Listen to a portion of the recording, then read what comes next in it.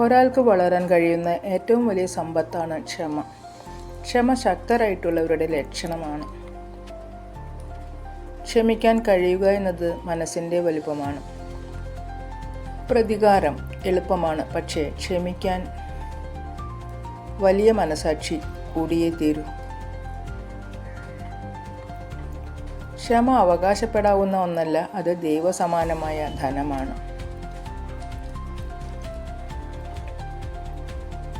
ഓരോ ക്ഷമയിലും മാനുഷികത നിറഞ്ഞു നിൽക്കും. ശാന്തമായ മനസ്സിലാണ് എല്ലാറ്റിനെയും വ്യക്തമായി കാണാൻ കഴിയുന്നത്.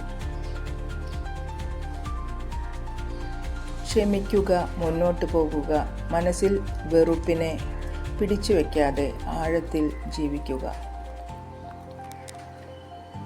ഹൃദയം നിറയെ സ്നേഹത്തോടെ എല്ലാവർക്കും ശുഭരാത്രി.